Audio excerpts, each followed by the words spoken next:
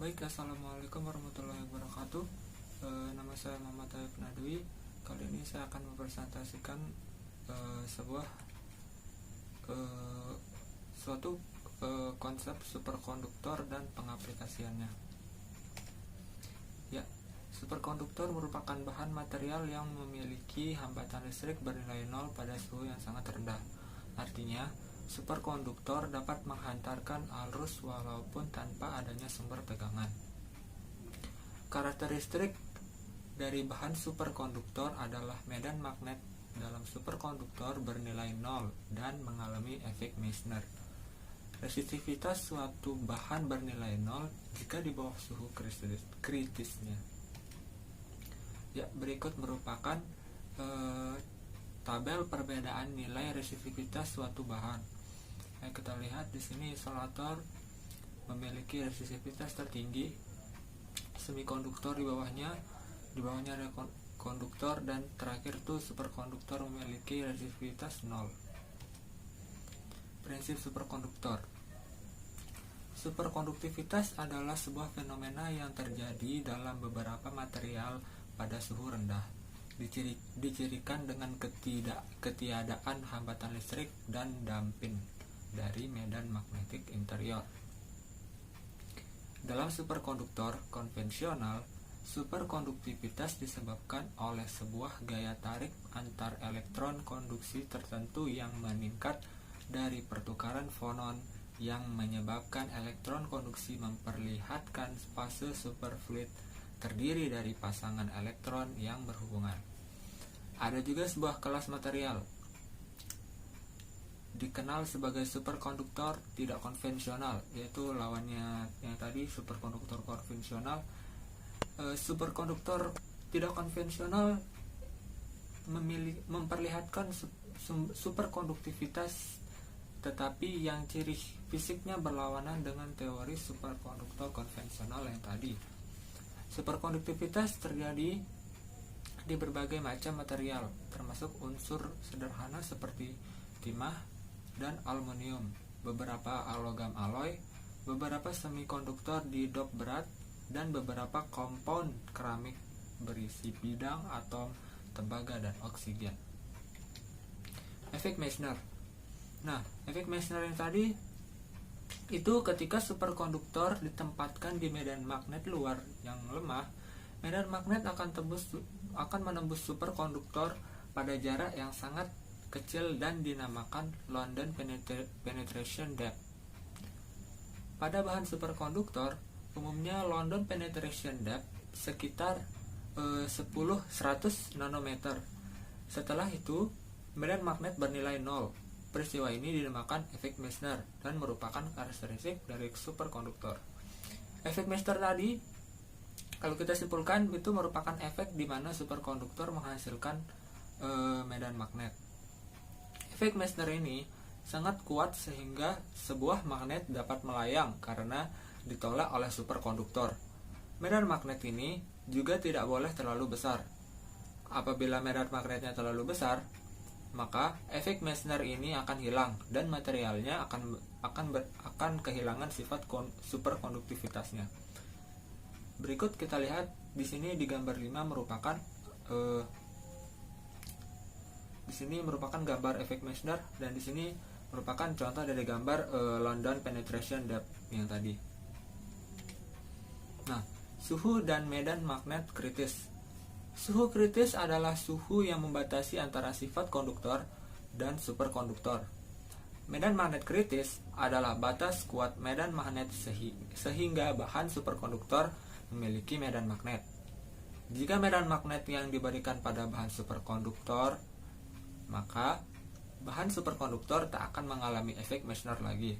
Nah, di sini kita lihat jika medan magnet yang diberikan pada bahan superkonduktor itu maka bahan superkonduktornya itu tidak akan mengalami efek Meissner lagi ya yang tadi. Nah, ini merupakan resistivitas kurva resistivitas dari YBA2CU3O7. Ini merupakan hambatan terhadap suhu dan pada bahan. merupakan grafiknya. Yang di sini ohm, yang ini hambatannya, dan di sini adalah temperaturnya dalam Kelvin. Nah, sifat kelistrikan superkonduktor. Logam sebagai salah satu konduktor tersusun dari kisi-kisi dan basis serta elektron bebas. Ketika medan listrik diberikan pada bahan, elektron akan mendapatkan percepatan.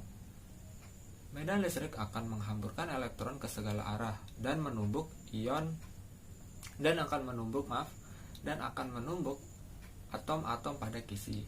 Hal ini menyebabkan adanya hambatan listrik pada logam konduktor. Pada bahan superkonduktor, terjadi juga interaksi antara elektron dengan inti atom.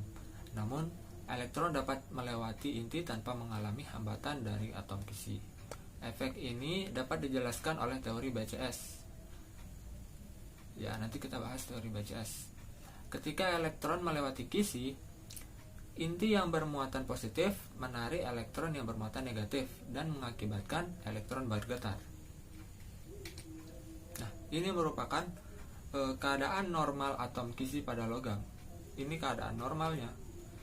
Dan ini merupakan keadaan superkonduktornya, di mana an electron passing by positive nuclei causing distortion of the lattice, di mana elektron melewati dengan positif nuklei diakibatkan oleh getaran tadi. Nah, sifat kemagnetan superkonduktor. Sifat superkonduktor yaitu diamagnetisme sempurna. Jika sebuah superkonduktor ditempatkan pada medan magnet, maka tidak akan ada medan magnet dalam superkonduktor.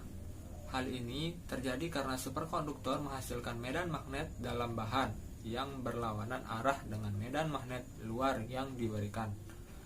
Efek yang sama dapat diamati jika medan magnet diberikan pada bahan dalam suhu normal, kemudian didinginkan sampai menjadi superkonduktor. Pada suhu kritis, medan magnet akan ditolak. Efek ini dinamakan efek Mester yang tadi. Nah, sifat kuantum superkonduktor. Nah, teori dasar kuantum untuk superkonduktor dirumuskan melalui tulisan Berden, Cooper, dan Scriver, yaitu yang tadi teori BCS tadi, pada tahun 1957. Teori ini dinamakan teori BCS. Ya, ini menjelaskan bahwa yang pertama, interaksi tarik-menarik antara elektron dapat menyebabkan keadaan dasar terpisah dengan keadaan terinteraksi oleh energi gap. Gap itu jarak. Ya, jarak pemisah. Interaksi antara elektron dan kisi menyebabkan adanya energi gap yang diamati. Mekanisme interaksi yang tidak langsung ini terjadi ketika satu elektron berinteraksi dengan kisi dan merusaknya.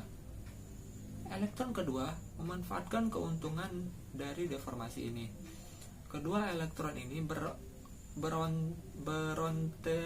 berinteraksi melalui deformasi kisi. Ketika superkonduktor ditempatkan di medan magnet yang luar medan magnet luar yang lemah, itu medan magnet akan menembus superkonduktor pada jarak yang sangat kecil dan dinamakan efek London penetration depth yang tadi,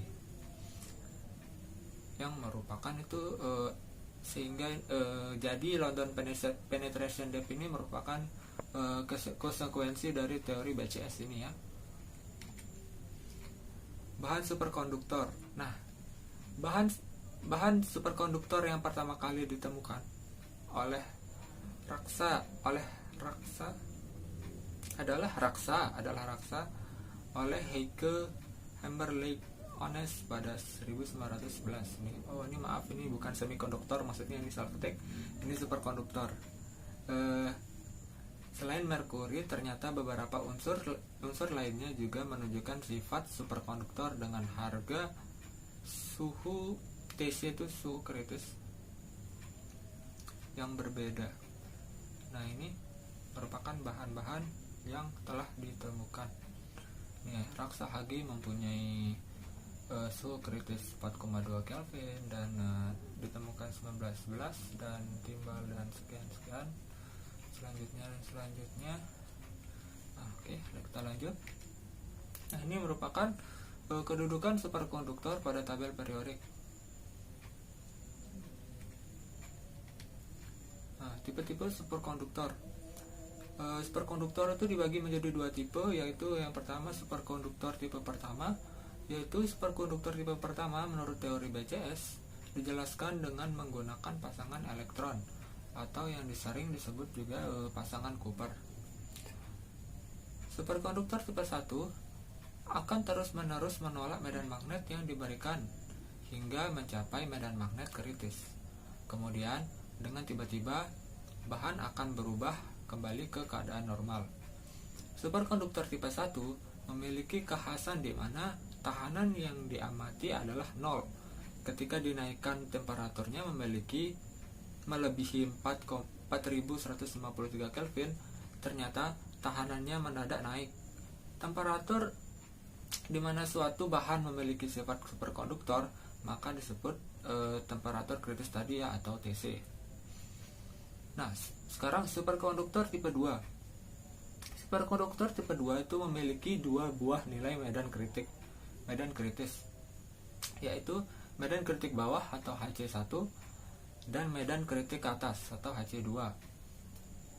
Di medan luar atau H yang diberikan lebih kecil dari HC1 atau H kurang dari HC1, maka bahan tersebut akan bersifat seperti superkonduktor tipe 1. Nah, ternyata jika diberikan H lebih kecil daripada medan luar H lebih kecil daripada medan kritik bawah, itu superkonduktor tipe 2 ini bersifat menjadi seperti superkonduktor tipe 1 ya. Nah, tapi jika di antara HC1 dan HC2, maka flux magnet akan menembus bahan dan berada pada keadaan campuran di mana efek Meissner terjadi secara parsial. Nah, superkonduktor tipe 2 akan menolak medan magnet yang diberikan. Namun, perubahan sifat kemagnetan tidak tiba-tiba tetapi secara bertahap. Pada suhu kritis, maka bahan akan kembali ke keadaan semula. Superkonduktor tipe 2 memiliki suhu kritis yang lebih tinggi dari superkonduktor tipe 1. Jadi perbedaannya di sini superkonduktor tipe 2 itu memiliki suhu kritis yang lebih besar daripada superkonduktor tipe 1 ya. Nah, kelompok-kelompok superkonduktor dibagi menjadi dua juga. Nah, ini superkonduktor bersuhu kritis rendah dan superkonduktor bersuhu kritis tinggi. Superkonduktor bersuhu kritis rendah, jenis ini memiliki suhu kritis lebih kecil daripada 23 Kelvin. Nah, superkonduktor jenis ini sudah ditinggalkan karena biayanya yang mahal untuk mendinginkan bahan. Adapun contoh dari superkonduktor suhu rendah adalah Hg, yang dimana suhu kritisnya 4,2 K, Pb 7,2 K, niobium nitrit 16 Kelvin, niobium 3 timah 18,1 Kelvin, ALO 8GeO 2NB3 20,7 Kelvin dan seterusnya. Nah, sedangkan superkonduktor bersuhu kritis tinggi memiliki suhu kritis lebih besar daripada 78 Kelvin. Superkonduktor jenis ini merupakan bahan yang sedang dikembangkan sehingga diharapkan memperoleh superkonduktor pada suhu kamar sehingga lebih ekonomis. Ya, diharapkan jadi yang ini sedang dikembangkan dan diharapkan memiliki suhu pada suhu kamar untuk sehingga lebih ekonomis dan lebih murah. Nah, contoh superkonduktor bersuhu kritis tinggi adalah sampel bahan YBA2CU3O7 pada bahan ini memiliki struktur kristal ortombik. Ya, contohnya itu YBA2CU3O7. Nah, aplikasi dari superkonduktor. Nah, dalam pengaplikasiannya, superkonduktor itu kita ambil contoh ini aplikasinya tuh pada kereta maglev. Kereta maglev itu berarti kereta yang mengambang secara magnetis. Kereta maglev memanfaatkan efek Meissner, yaitu pengangkatan magnet oleh superkonduktor. Nah, maglev ini magnetic levitation atau kereta dengan mengambang gitu ya, kereta yang mengambang dari relnya maksudnya. Kereta maglev adalah kereta tanpa roda yang menggunakan tenaga magnet untuk melayang, menggerakkan dan mengontrol jalannya kereta. Nah, kereta maglev ini menggunakan tenaga magnet ya, tenaga magnet yang dimanfaatkan untuk melayang, menggerakkan dan mengontrol jalannya kereta tersebut. Kereta maglev merupakan pengembangan dari penemuan teknologi pendorong kereta oleh motor induksi linier yang dipatenkan oleh James R. Powell dan Gordon Denby pada tahun 1969, yang meneruskan teknologi motor induksi dasar yang dikembangkan oleh Eric Leithwaite. Prinsip kerja kereta maglev. Kereta maglev bergerak mengambang sekitar 110 mm di atas rel tanpa struktur sayap. Prinsip dasar pengembangan kereta maglev bukan melalui sayap yang merupakan bagian terpenting untuk terbang dalam ilmu aerodinamika, melainkan didapatkan melalui interaksi antar rel magnetik dengan mesin induksi yang juga menghasilkan medan magnet di dalam kereta. Dua kutub magnet yang sama, misalnya utara-utara, atau kita pakai utara dan kutub utara dan kutub selatan kita bilang. Nah, dia bilang dua kutub magnet yang sama, misalnya utara-utara atau selatan-selatan, akan tolak menolak, sedangkan dua kutub magnet yang berlainan yaitu utara-selatan akan tarik menarik. Nah, ini merupakan prinsip dari magnet itu sendiri ya. Kalau dia berlainan dia akan tarik menarik, kalau dia sama kutubnya itu akan tolak menolak. Secara umum pengembangan teknologi maglev bisa dikategorikan dalam dua prinsip, yakni gaya tarik dan gaya tolak magnet. Nah, eksplorasi teknik tersebut dipelopori dua negara maju, yaitu Jerman dan Jepang. Jerman menggunakan EMS, yaitu sistem suspensi elektromagnetik, dan Jepang menggunakan EDS atau sistem suspensi elektrodinamis. Ada berarti si Jerman menggunakan elektromagnetik dan Jepang menggunakan elektrodinamis. EMS menggunakan prinsip EMS atau yang elektromagnetik tadi menggunakan prinsip gaya tarik magnet, sedangkan EDS atau yang elektrodinamis tadi menggunakan gaya tolak magnet. Teknik ini tidak menggunakan prinsip tolak menolak dan tarik menarik antar kutub magnet, dan juga prinsip ini teknik ini menggunakan prinsip tolak menolak dan tarik menarik antar kutub dan juga hukum Lenz ya. Di sini ini harusnya tidak ada. Ini salah ketik nih, tidak nih. Harusnya dihapus. Nah, hukum Lenz menyatakan perubahan fluks magnetik dalam ruang yang dikelilingi sistem kawat yang berbentuk kumparan tertutup akan mengakibatkan terciptanya medan magnet yang melawan perubahan fluks magnetik dalam sistem itu. Hukum tersebut kemudian digunakan menciptakan medan magnet yang cukup besar. Medan magnet itu dihadapkan dengan medan magnet lain yang akan menciptakan gaya tarik jika kutub magnet yang berhadapan itu berlawanan arah, atau gaya tolak jika kutub magnet tersebut berlawanan ya. Gaya tolak jika kedua kutub magnet itu sama nih. Salah ini harusnya sama, bukan berlawanan ya, maaf.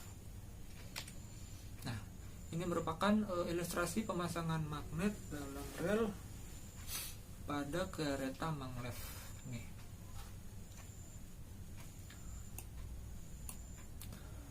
Rel atau lintasan kereta maglev berbeda dengan rel kereta yang sudah kita kenal selama ini ya. Pada kedua sisi lintasan kereta maglev terdapat dinding yang dilengkapi dengan kumparan-kumparan kawat. Oleh prinsip induksi elektromagnet, kumparan-kumparan kawat ini dapat menjadi magnet. Kereta bisa bergerak maju karena adanya interaksi antara magnet-magnet pada dinding-dinding itu dengan magnet yang dipasang pada kereta. Jadi di kereta ini dipasang magnet-magnet ya. Nih, kita lihat di gambar 5 ini merupakan ilustrasi pemasangan magnet-magnet pada dinding rel dan kereta magnet. Nah, di sini ini tampak atasnya SU ini kutub selatan, kutub utara magnet, dan ini S akan tarik menarik terhadap U, dan ini menolak, ini S akan menolak terhadap S, juga U akan menolak terhadap U, dan seterusnya ya. Jadi kereta tersebut jalan. Nah, ini mengingatkan saya itu pada adanya dulu masih kecil itu bikin mainan, enggak sih masih kecil, baru-baru bikin mainan, bukan bikin mainan ya, kayak coba-coba itu kawat digulung, dibikin kayak terowongan gitu, terus dimasukin baterai, ntar baterainya jalan tuh di sekitar di lintasan yang kita bikin dari kawat itu. Ada di YouTube, coba deh lihat. Lanjut. Nah, berdasarkan gambar 6 dapat dilihat adanya jajaran magnet dipasang di sepanjang, berdasarkan gambar 6, kita ulang lagi. Berdasarkan gambar 6 dapat dilihat adanya jajaran magnet di sepanjang dinding dan di sepanjang kereta. Jajaran magnet di sepanjang dinding ini dihasilkan oleh arus listrik bolak-balik dari stasiun terdekat. Kutub utara atau kutub utara magnet di gerbong kereta paling depan ditarik oleh kutub selatan dan ditolak oleh kutub utara dinding lintasan. Hal ini sama pada sisi kereta yang lainnya. Pada gambar, panah berwarna biru muda menunjukkan gaya tarik menarik antara kutub utara dan kutub selatan yang menarik maju kereta. Pada panah kecil berwarna biru menunjukkan gaya tolak antar kutub sejenis. Gaya tarik dan gaya tolak yang bekerja bersama ini membuat kereta bergerak maju dengan mulus tanpa menyentuh kereta. Coba kita balik lagi gambar yang tadi. Nah, ini dia memanfaatkan kutub-kutub magnet di sini ya. Jadi ada yang saling tarik menarik, ada yang saling tolak menolak sehingga keretanya maju. Dinding yang membagari lintasan kereta ini tidak hanya berfungsi untuk menarik dan mendorong kereta supaya maju bergerak dan mengangkat kereta sehingga bisa melayang. Ada satu fungsi lainnya yang tidak kalah penting, yaitu pengendali arah laju kereta atau guidance. Maksudnya adalah supaya kereta tidak pernah keluar jalur dan tetap berada di tengah-tengah lintasan setiap saat. Nah, dinding kereta yang membagari lintasan kereta ini fungsinya tidak hanya mendorong kereta buat maju ya, melainkan juga untuk pengendali arah laju kereta dan agar keretanya itu tidak keluar jalur. Nah, prinsip magnet kembali digunakan sebagai pengendali. Ketika kereta oleng ke kiri, nah ini cukup vital ya pemanfaatannya pada keselamatan perjalanan kereta api. Nah, ini ketika kereta oleng ke kiri, gerakan mereka ini mengakibatkan kumparan kawat dinding kiri dan kanan menjadi magnet. Magnet pada dinding kiri dan dinding kanan diusahakan memiliki kutub yang sama. Misalnya kutub utara ya. Misalnya gerbong kereta yang berhadapan dengan dinding di sisi kiri memiliki kutub utara juga, dan gerbong kereta yang berhadapan dengan dinding di sisi kanan memiliki kutub selatan. Pada sisi kiri akan terjadi tolak menolak antara kutub utara dari dinding dan kutub utara gerbong kereta. Pada sisi kanan terjadi tarik menarik antara kutub utara dinding dan kutub selatan kereta. Gaya-gaya ini akan mengembalikan kereta pada posisi sebelum oleng. Demikian juga jika kereta oleng ke kanan, kereta akan dikembalikan ke posisi semula dengan gaya magnet ini. Jadi gaya magnet ini mempertahankan kereta supaya tetap berada di lintasan dan juga tidak akan keluar jalur. Jadi prinsipnya itu menggunakan magnet-magnet yang tadi ya, agar tidak oleng. Nah, karena tidak memiliki hambatan, bahan superkonduktor ini dapat menolak medan magnet yang merupakan efek Meissner superkonduktor. Ini berarti medan magnet yang diletakkan di atas bahan superkonduktor akan melayang atau terbang, karena tidak bisa mendekati bahan superkonduktor tersebut. Oleh karena itu, aplikasi superkonduktor pada kereta maglev merupakan perhatian utama dalam keefektifan gaya tolak menolak magnet yang digunakan sebagai prinsip dasar kereta maglev. Nah, sekian presentasi dari saya. Mohon maaf apabila ada kesalahan. Semoga bermanfaat. Assalamualaikum warahmatullahi wabarakatuh.